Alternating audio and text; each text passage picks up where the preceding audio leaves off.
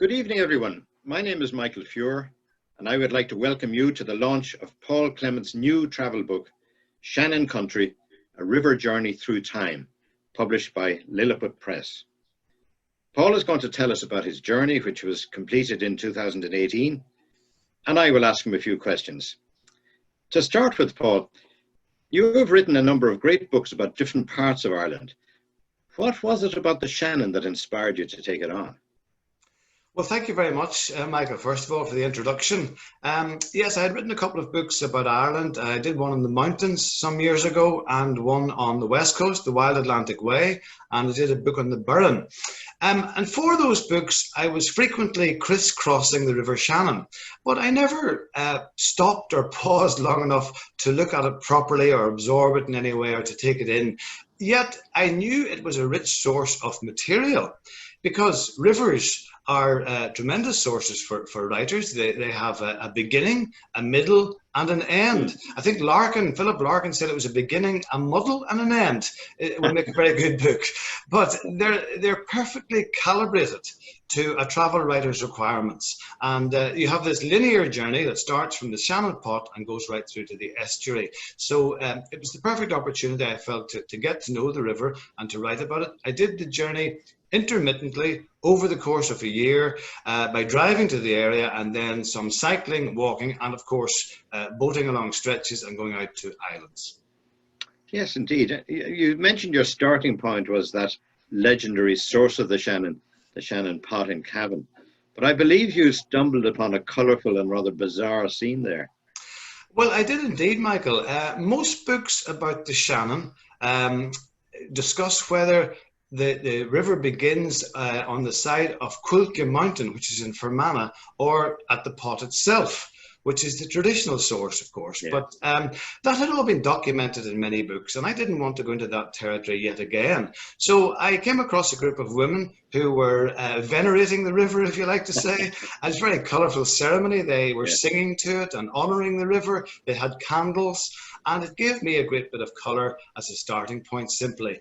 And it also showed, I felt it was an acknowledgement of the complexity and the mysticism and the wisdom of the river too.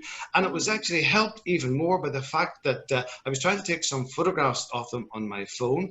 I stumbled myself over a grassy tussock and fell into the Shannon Pot. So you can say I fell for the Shannon. I didn't get my feet wet. I managed to be hauled out. I went onto a sandy bank. So it gave me a very good start. A good start. Well, I have friends who enjoy their leisure time cruising on the Shannon, and I'm sure there are many others who live on boats on the river. But how is the Great Shannon thought of generally in Ireland today? Well, in the 1970s and 1980s, a lot of people turned their backs on the River Shannon, but it seems to be going through something of a revival now. I spoke to quite a few business owners, even in the past month or so, and they have told me that the river has never been busier. Yeah. Now, that is obviously due to the current pandemic situation, and local people are holidaying at home. They're not going to Spain and the Algarve and Lanzarote, they're staying in Ireland. Obviously, there's no tourists or very few tourists coming here. But I think that situation will change. Locals have been exploring it and it's having a bit of a renaissance in many respects. And on a boat, you're largely self-isolated, yes. And self-contained. So that meets the requirements of current climate very well. Paul, your text is rich with the conversations you had with Shannon Folk, Shannon River folk that you met along your way. Can you tell me how they characterize the river and its history and its legends? Well, I met a whole potpourri of people, as you say, and they have different views on the Shannon and they use it in different ways. It's a river that's powerful in symbolism and obviously an attraction for anglers and the boating community. And many people love the history and the legends associated with the river. For a lot of them, it evokes childhood memories in terms of what their parents or their grandparents might have told them, and they think back to years gone by. But I suppose the one thing I would say about it is the Shannon is a very long river, 344 kilometres, the longest in Ireland. There's no rivers in Britain any longer than the Shannon River. So it does evoke those memories, but it can be quite daunting as well. I found that some people had a greater affinity with smaller rivers. The Shannon can be, metaphorically speaking, quite difficult to embrace in its scale, but nonetheless, people still respect it and revere it. Paul, your journey was in the footsteps of Richard Hayward, whose biography you have written. What has changed about the river since he wrote his popular book, Where the Shannon River Flows? I think he wrote it in 1940. Yes, the book was published in 1940. He did his journey in 1939.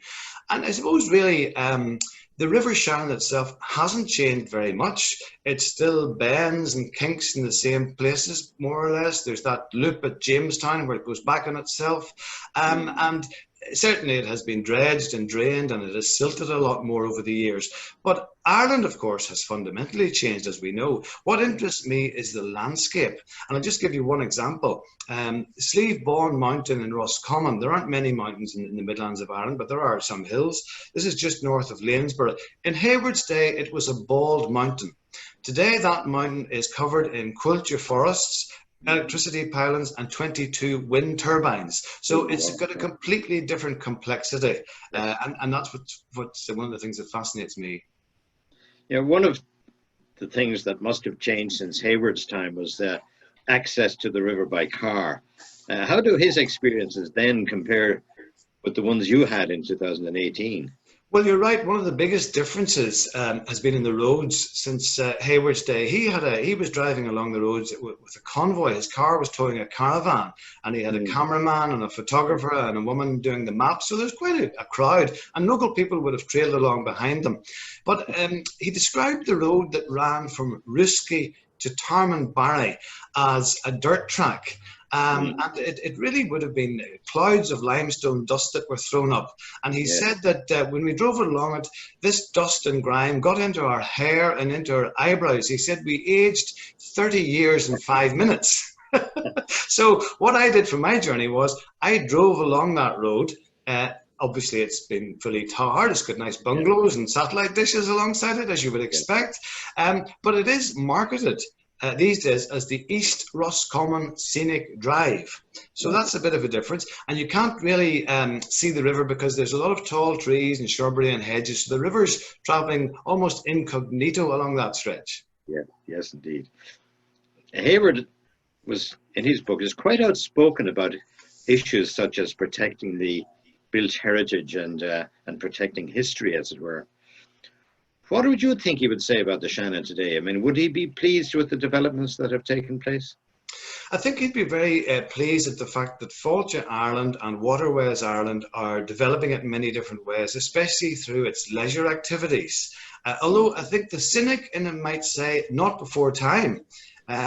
You know, it's taken a while to get there. And probably one of the biggest differences from his day is the fact that there are now so many more sources for information. This is a very important issue because when he was traveling around Ireland in the 1930s, he couldn't really get information anywhere. He went to pubs, and he said pubs were great clearing houses for tourist information. And that's what he had to do. There were no tourist offices. There were no interpretive centres or heritage centres. A lot of the small towns in Ireland wouldn't even have had a bookshop or a library. Now, my point in this is, if you look at, just to take an example, if you look at Athlone today, you go to Athlone, you could find half a dozen historians. They'll tell you all about the history of the river, the history of Loch Ree. They'll tell you about the military history of the castle. And they'll know so much about the area. There's even, and the political history too, of course, I discovered this recently, in County Westmeath, there is now a historian in residence, would you believe? And this is a guy who's looking back at the Ireland of 100 years ago for the decade of anniversaries. So, you know, he would find a dismal lack of interest in history. So we're much more clued into it, obviously, these days. Good. Now, a journey down a great and ancient river such as the Shannon, you know, is in a way it's traveling through space and time. Did you get a sense of this during your journey? Time, I found, has an elastic quality in the river, and if you see it through the prism of a flowing river, it provokes themes of time, I felt. And for me, the essential nature of the Shannon still epitomizes this sense of timelessness. If you travel along the river, there's a very slow-paced signature to it. You can only really get to 10 or 11 kilometers per hour in your boat. So it's a place where you're alive to the layers of history and you can absorb the villages and the atmosphere. I think the motto of the Shannon is there's no hurry, and that sums it up very well. Yes, indeed. Some years ago, a friend of mine was flooded out of his 200-year-old cottage near Gort in South Galway, and it had never happened before, and he was never able to go back there. One of the themes you deal with in your book is the matter of flooding. What conclusions did you come to about the problem? Well, there has been, as you say, Michael, a vast amount of misery for many people over the years in terms of the periodic flooding of the Shannon. And I heard many horror stories about it and about the frustration that it brings. And I think it's to do with the fact that there are so many vested interests amongst the agencies. So many different bodies have responsibilities for it, yet nothing ever seems to get done, apart from some sandbags being put up around Athlone or Banagher or Carrick Shannon. And people feel, local people I spoke to, feel that these organisations are pulling in different directions. Sometimes it's overlapping, often it's contradictory or in different roles that they have, and they're living in fear of the next weather forecast and of heavy rain. I didn't really come to any conclusions because it's an intractable problem, but I did hear a lot of views expressed and people want something done urgently about it. Yes, I'm sure. The rivers like the Shannon, before the advent of rail and road were, for millennia, the main highways through the country, the main way to get from one place to another. But did you find, in the modern day, stretches of the river overgrown and forgotten? And, would you talk about what are referred to as the Edgelands? Yeah, this is a fascinating topic. The Shannon was, of course, a highway, as you say, and a corridor of commerce for grain and livestock and other cargo, including Guinness and consignments of barley, of course, had to be brought along, and a bit like the motorways of today. Yeah. But some of the remnants of that industry remain, whether it's in the abandoned locks or the old quaysides, derelict stores or warehouses, say in Shannon Harbour, the old docks in Limerick, and very few people ever stop to explore the Edgelands, which are really the rivers in between places. At first glance, you might think there's not much interest or aesthetic appeal in the bauxite factory at Auchinish Island, which is on the estuary. But I spent time wandering about the grounds there, and it's a tremendous nature reserve. There's very rare flowers growing there. There's a butterfly and dragonfly sanctuary, and a lot of rare birds on the estuary itself at certain times of the year. It's a haven for wildlife, and it has won awards for its semi-natural grassland. So I became fascinated by these places because they vary off the tourist path a bit, and they're overlooked and marginal places. And it also, you're seeing the river through from a different perspective. Yes, indeed. It provides, as you say, such a wonderfully scenic and historic corridor, the river does. Mm-hmm. But why do you feel that, outside of the main towns, there are so few hotels and leisure facilities? Well, that is a huge problem, I think, in the small towns. In terms of the leisure amenities, that end of things has improved vastly. As you know, there's cycleways, the Snake in the Lake at Drumshanbo that I cycle. There's a lot of loop walks and cycleways around Lough Derg. But the lack of hotels is a major issue. There's no shortage of hotels in Limerick or in Athlone or Carrick and Shannon, but it's the small towns like Mount Shannon or Portumna or Banagher and Ruskey and other towns too. If you arrive into Banagher by boat, it's not a pretty sight. Your first sight is the Royal Shannon Hotel, which is a crumbling building. That is a beautiful Georgian bow-fronted hotel. It has been closed since 2005. And no effort has been made, as far as I'm aware, to restore it and get it open. And the tumbleweeds sprouting from it, the grass is overgrown, the slates are falling off the roof, the windows are smashed. It's not a pretty sight when you come into Banagher and see that. And you just feel there's a need for some investment. A hotel is so important as a community meeting place. One man said to me, when a hotel closes, a town dies. Yes, yes. Yeah, I hear that there are plans afoot for significant development of the Shannon to encourage more visitors. Do you think there are reasons for optimism, therefore? Well, there are certainly. They're classifying it as a pivotal moment in the lifetime of the River Shannon.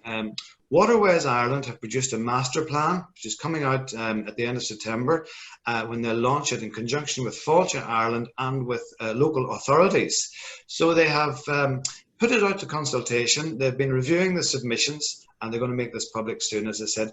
And I think it is worth adding that tourism is resilient and it will bounce back. I feel it'll make a comeback, and this is, as I said, being viewed as a pivotal time. It's a very important time in the lifetime of the Shannon, and I think there's going to be a lot in store that will make people take a more optimistic approach to it all. I feel that will happen in the fullness of time. It's important, I feel, for people to keep on dreaming and to keep on traveling, of course, as well, if they can.